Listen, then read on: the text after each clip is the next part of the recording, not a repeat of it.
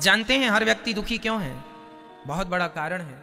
हर व्यक्ति इसलिए दुखी है क्योंकि आज तमाम इच्छाएं व्यक्ति की उसे परेशान कर रही हैं। आपके सुखी होने का मैं एक मंत्र आपको दे सकता हूं। जिसे सुखी होना हो वो अपनी इच्छाओं को समाप्त कर दे। चाह गई चिंता मिटी मनवा वे परवाह, जिसको कछु ना चाहिए सो ही साहन साह। जब कुछ नहीं चाहिए तो आपको सब कुछ मिल जाता है, और कुछ चाहिए तो आपको कुछ नहीं मिलता। इसलिए चाह ही मिटा दो। चाह जी से लगी जी जरा हो गया, चाह हरि से लगी जी हरा हो गया। चाह इनकी हमें हरदम चाहिए, और अगर ये चाहे हमें तो फिर क्या चाहिए। ये चाह वहां तक चली जाए कि ये हमें चाहने लग जाए। हम क्या चाहते हैं? हम संसार के तुच्छ प्राणी हैं। हम पत्नी पति परिवार बेटा बेटी मकान पद प्रतिष्ठा, हम घर दुकान मकान के पीछे पड़ रहे हैं। यदि भगवान को चाहो, ये संसार का चाहना वही चाहना है। किसान गेहूं बोता है तो गेहूं तो काटता ही है, पर गेहूं के संग एक चीज उसे फ्री में मिलती है। क्या क्या? भूसा, भूस। जैसे किसान भूसा के लिए गेहूं नहीं बोता, बोता है गेहूं के लिए, पर गेहूं तो मिलती ही मिलती है, संग उसे फ्री में क्या मिलता है? भूसा। उसी प्रकार ये मनुष्य का शरीर तुमने भगवान को पाने के लिए जन्म लिया है, भगवान को पाने के लिए मनुष्य का शरीर धारण किया है। अरे भगवान को पाने के लक्ष्य से चलते रहो तो संसार का सुख वैभव प्रतिष्ठा पति पत्नी बेटा बेटी भूसे की तरह है, ये तो मिलेंगे ही। अरे गेहूं मिलेगी तो भूसा जाएगा कहां? भगवान मिलेंगे तो ये संसार का सुख जाएगा, ये तो मिलेगा ही मिलेगा। लेकिन विडंबना ये है कि हम उस भगवान को छोड़कर भूसे के पीछे भाग रहे हैं। हमें तो भूसा दे दो, भूसा दे दो। ये पत्नी पति बेटा बेटी पैसा पद प्रतिष्ठा जिसके पीछे आप भाग रहे हो, मैं ये नहीं कहता कि पैसे ना कमाओ, कर्म करना बुरा नहीं है, पैसे कमाना बुरा नहीं है, पर उस पैसे में आसक्ति रखना बुरा है। समझ रहे हैं? दो बातें हैं यहां पर। नहीं समझोगे सही तरीके से तो मेरी बात का गलत अर्थ हो जाएगा। पैसा कमाना बुरा नहीं है, मैं ये नहीं कहता कि आप हाथ पे हाथ रखे बैठ जाओ, ऐसे में तो अकर्मण्यता आ जाएगी। पैसा खूब कमाइए, काम खूब कीजिए, पसीना खूब बहाइए, पर जो धन के पीछे आप पागल हैं वो पागलपन धन के पीछे ना होकर वो पागलपन भगवान के पीछे हो तो जीवन संवर जाएगा। वो पागलपन ना हो धन से। हम ये नहीं कहते कि पैसा ना कमाओ, खूब पैसा कमाओ, भगवान करें आपके पास करोड़ों हो अरबों हो खरबों हो, लेकिन उसमें रत्ती भर भी मोहब्बत ना हो। प्रेम तो भगवान से ही हो। पैसे से प्रेम कर लोगे तो किसी का कोई फायदा नहीं है। बताओ, कर लो ना पैसे से प्रेम, है तो आप लोगों को पैसों से प्रेम, क्या फायदा हुआ? और मीराबाई ने पैसों से मोह हटाकर भगवान में मन लगाया। सदियां बीत गई, मीरा भले लोग कहते हैं मर गई, पर आज भी भक्तों के हृदय में जिंदा है। इसलिए मीरा की जयंती तो मनाई जाती है, विवेकानंद जी की जयंती तो मनाई जाती है, पर बड़े बड़े लोगों की टाटा बिरला अडानी अंबानी की जयंती नहीं मनाई जाती मेरे भाई। पैसे वालों की जयंती नहीं होती। जो भगवान को प्राप्त कर लेते हैं उन्हीं को लोग याद करते हैं। धनवानों को कौन याद करता है? आज हैं कल नहीं रहेंगे, कौन याद करेगा? पर भक्तों को तो सदियां बीत गई, आज भी याद किया जाता है उसी सम्मान के साथ। हाँ या ना? इसलिए जीवन में सार तत्व हम आपको समझा रहे हैं कि परिवार बुरा नहीं है, उस परिवार से जो अटैचमेंट है आपका वो बुरा, हम उसके लिए मना कर रहे हैं। जीवन में सुख का मूल क्या है? सुख का मूल है इच्छाओं का परित्याग करना। जी जो है हमारा मन, इनसे लग जाए। ये जो इच्छाएं हैं हमारी संसार को पाने की, ये संसार को पाने की इच्छाएं समाप्त होकर बस भगवान को पाने की इच्छाएं हो जाएं कि कन्हैया तुम्हें एक नजर देखना है, जिधर तुम छिपे हो उधर देखना है। चाह जी से लगी जी जरा हो गया, चाह हरि से लगी जी हरा हो गया। चाह इनकी हमें हरदम चाहिए, और अगर ये चाहे हमें, इतना प्यार करो भगवान से, इतना प्यार करो भगवान से कि आज आप भगवान को चाह रहे हैं, वो दिन आए कि भगवान आपको चाहने लग जाएं। चाह जी से लगी जी जरा हो गया, चाह हरि से लगी जी हरा हो गया। चाह इनकी हमें हरदम चाहिए, और अगर ये चाहे हमें तो फिर क्या चाहिए। जीवन की दौड़ वहां समाप्त होती है। गंगा तब तक दौड़ती है गंगोत्री से निकलकर जब तक सागर की प्राप्ति नहीं हो जाती। अरे जीवन में दौड़ भाग तब तक है जब तक परमात्मा रूपी सागर प्राप्त नहीं हो जाता। परमात्मा रूपी सागर प्राप्त हो जाए तो जैसे गंगा सागर में जाकर बिल्कुल शांत हो जाती है, उसकी दौड़ समाप्त हो जाती है। जीवात्मा की दौड़ तब समाप्त होगी जब परमात्मा की गोद प्राप्त हो जाएगी, परमात्मा के चरण प्राप्त हो जाएंगे। इसलिए आज लोग भाग रहे हैं, परेशान हैं। क्यों? क्योंकि अभी तक तुम्हें वो गोद प्राप्त नहीं हुई जिस गोद के लिए तुमने जन्म लिया है। क्या करो, तुम रास्ता ही भटक गए हो। जाना था वृंदावन पर पहुंच गए दिल्ली, सीधा निकल गए। अब रास्ता, अब एक सज्जन दिल्ली पहुंच गए, कहीं से आए होंगे, दक्षिण भारत से आए एक सज्जन, वृंदावन उनका बहुत सुना कि भाई वृंदावन में बिहारी जी हैं, चलो जरा वृंदावन चलते हैं। तो वृंदावन आए तो सही, पर उनकी ट्रेन जो है मथुरा स्टेशन रुकी तो सही, पर वो क्या हुआ कि उनकी नींद लग गई और ट्रेन उसके बाद सीधा वो दिल्ली पहुंच गई। अब वो दिल्ली उतर गए और दिल्ली में वहां लोगों से पूछ रहे, भैया ये बिहारी जी कहाँ हैं, ये वृंदावन कहाँ है? उन्होंने कहा भाई दिल्ली में वृंदावन नहीं है, वृंदावन तो वृंदावन में है। आप गलत जगह पर पता ढूंढ रहे हैं। बिहारी जी के लिए तो आपको पहले वृंदावन जाना पड़ेगा। आप बहुत आगे आ गए, थोड़ा पीछे जाइए। बस यही जीवन का सिद्धांत है। हम लोग जिस परमात्मा को पाने के लिए आए थे वो तो पीछे रह गया, हम लोग बहुत आगे निकल आए। पति पत्नी परिवार की खोज करते आगे निकल आए और अब पति पत्नी परिवार में उलझ कर पूछ रहे भैया भगवान कहाँ है? अरे भगवान को पाना है तो जरा पीछे जाओ। पीछे जाने का अर्थ है इनसे मन हटाओ और भगवान के चरणों में मन लगाओ और फिर वहां प्रेम करो। अभी तुम प्रेम कर रहे हो पत्नी से, पति से, बेटी से, बेटा से, धन से, दौलत से। वही प्यार जो पत्नी और पति और परिवार से है वही प्यार भगवान से होगा तो काम बनेगा। प्यार अलग से नहीं होता, प्रेम अलग से नहीं लाना कहीं से। जितना हमारा संसार से है उतना भगवान से हो जाए। मीराबाई भगवान से प्यार करती थी, नरसिंह मेहता भगवान से प्यार करते थे, तो भगवान से प्यार हो जाए तो ना काम होगा। अब हमारा प्यार तो जमाने भर से है, इनसे भी प्यार, इनसे भी प्यार, इनसे भी प्यार।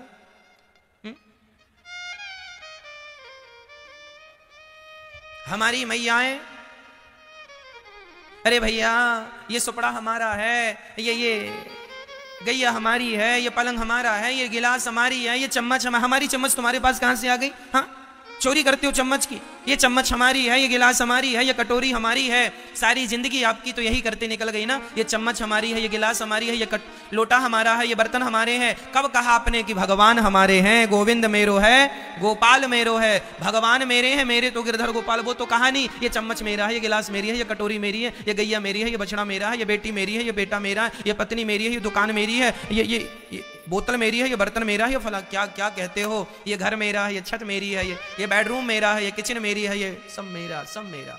तुम्हारा जो है उसे आज तक नहीं कहा कि ये मेरा है। गोविंद मेरो है, गोपाल मेरो है, मेरे तो गिरधर गोपाल दूसरो ना कोई। ये यथार्थ में ये तुम्हारा है, पर इसे कोई नहीं कहता कि मेरा है। बस जो तुम्हारा है ही नहीं उसके पीछे भाग रहे हो, यही तुम्हारे दुख का कारण है। जो तुम्हारा है उसे तुम अपना तो मानते नहीं हो, और जो तुम्हारा है नहीं उसके पीछे भाग रहे हो, यही तुम्हारे दुख का मूल कारण है। अब अज्ञानियों की तरह तुम व्यवहार करो तो इसमें ईश्वर का क्या दोष है?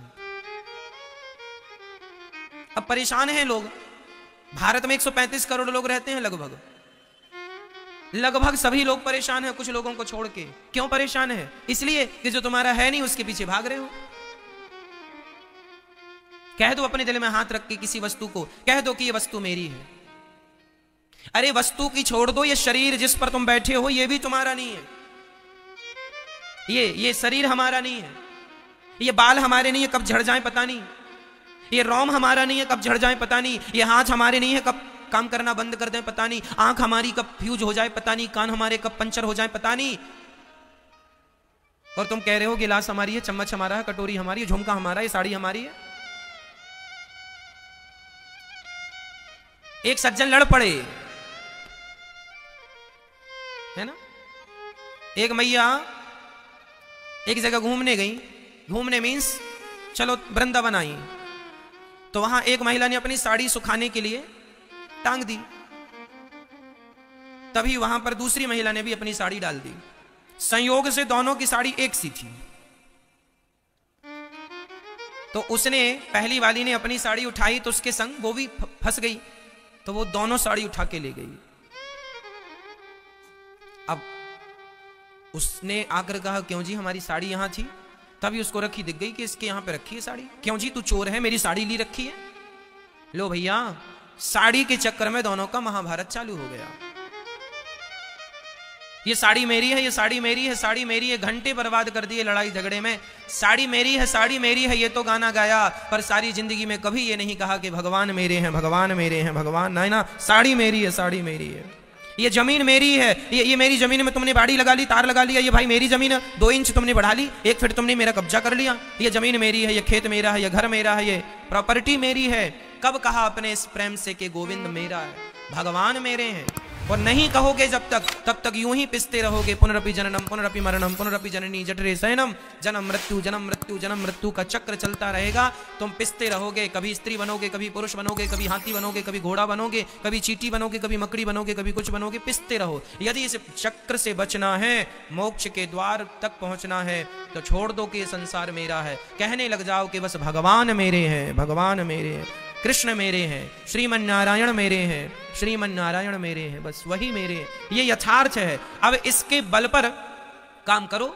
मैं बिल्कुल फिर से दोहरा दूं कि मैं ये बिल्कुल नहीं कहना चाहता कि आप अकर्मण्य हो जाएं। काम करें, पत्नी के संग रहें, पर भाव यही रहे कि ये पत्नी मेरी संपत्ति नहीं, ये तो ईश्वर की संपत्ति है। ये बेटा मेरा नहीं, ये भगवान का दिया प्रसाद है। ये दुकान मेरी नहीं, ये दुकान परमात्मा का दिया प्रसाद है। हम तो एक मैनेजमेंट कर रहे हैं समाज। मैनेजर जो होता है बैंक का, क्या वो बैंक उस मैनेजर की होती है? अरे बैंक का सारा हिसाब किताब मैनेजर करता है। करोड़ों का लेन और करोड़ों का देन, लेन देन कौन करता है? मैनेजर करता है। उसी के हाथ में चाबी होती है। करोड़ों का हिसाब करता है, लेना और देना करता है, पर वो मैनेजर कभी ये नहीं कहता कि मैं इस बैंक का मालिक हूं। उसी तरह तुम अपने घर में केवल मैनेजमेंट के लिए हो, मैनेजर हो। तुम्हारे परिवार का, दुकान का, तुम्हारे जीवन का, तुम्हारे शरीर का, तुम्हारी श्वासों का, तुम्हारी धड़कन का मालिक तो गोविंद है, कृष्ण मालिक हैं। मालिक वो हैं, तुम केवल मैनेजर हो। लेकिन तुम गलती क्या करते हो? मालिक बने बैठ गए, मैं मालिक हूं। अरे तुम्हारी सांसें भी उस परमात्मा के अधीन हैं, हाँ या ना? तुम्हारे अधीन होती तो तुम तो कभी मरते ही नहीं। यदि तुम्हारी सांसें तुम्हारे अधीन हैं तो तुम मर क्यों गए? क्यों मर गए वो लोग जो कहते थे मेरे पास बड़ा पैसा है? कहां गए? पर पैसा बचाए तुम्हें? आए बचाने पैसा? आए बचाने तुम्हारी प्रतिष्ठा? ना प्रतिष्ठा बचाएगी ना पैसा बचाएगा। तुम्हारी श्वासों पर जो है ना परमात्मा का अधिकार है। इसलिए हम अपने घर के मैनेजर हैं। मैनेजमेंट संभालो, घर की देख रेख करो, जिम्मेदारियां उठाओ, निभाओ, पर मालिक भगवान है। प्रभु आप ही हमारे पालनहार हैं, आप ही हमारा पोषण कर रहे हैं, आप ही इस जीवन के हमारे सारथी हैं। जैसे अर्जुन के सारथी भगवान बने, हमारे भी यथार्थ में सारथी वही है। पर लोग हम अहंकारी हैं ना, जरा जरा सी बात में अहंकार करके मैंने ये कर लिया, मैंने वो कर लिया, मैंने ये, ना जी, मैंने नहीं, मेरे द्वारा परमात्मा कर रहे हैं। अरे भाई, बादल जो है ना उसी दिशा में चलते हैं जिस दिशा में हवा चलती है, हाँ या ना? बोलो हाँ। तुम बादल हो और परमात्मा हवा है। जैसे वो तुम्हें चलाएंगे तुम्हें वैसा चलना पड़ेगा। तुम अपनी मर्जी के मालिक नहीं हो। हम बादल हैं और बादल हमेशा उसी दिशा में चलते हैं जिस दिशा में हवा चलती है, हाँ या ना? क्या हवा के विपरीत बादल चलते हैं? ना जी, हवा के साथ चलते हैं बादल। जैसे परमात्मा चल, इसलिए बड़े बुजुर्ग कहावत कहते हैं ना, जैसी हवा चले चल पड़ो। पुरानी कहावत भी है ऐसी। क्यों?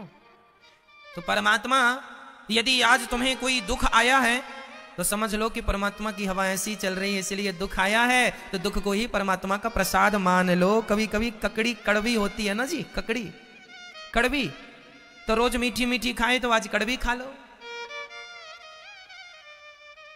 ईश्वर की आज हवा ऐसी चल रही है कि आपके जीवन में दुख आया है, संकट आया है, तो उसकी प्रसन्नता में प्रसन्न रहो। जैसे रखे राम जी रहना चाहिए। और यदि आज आप लोग बड़े अमीर हो गए हैं और घर बढ़िया, भगवान ने खूब धन दिया है, आप अच्छा काम कर रहे हैं, खूब उन्नति हो रही है, आपका खूब नाम इज्जत बढ़ रही है, बढ़ रहा है, तो समझ लो कि परमात्मा ऐसी ही हवा चला रहे हैं। उसमें भी परमात्मा का धन्यवाद करो। हे ईश्वर, आपका धन्यवाद, आपने मुझे धन इसलिए दिया है कि मैं ज्यादा से ज्यादा धर्म कर सकूं। जितना धन आवे उतना धर्म ज्यादा करो।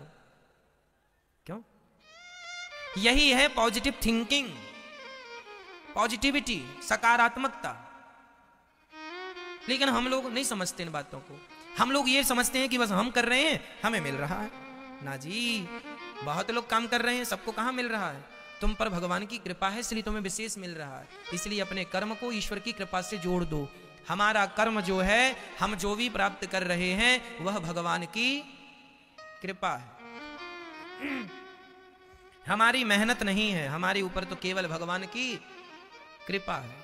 सदा उसकी कृपा का अनुभव करते रहो। फिर भगवान, हमारे गुरुजी कहते हैं कि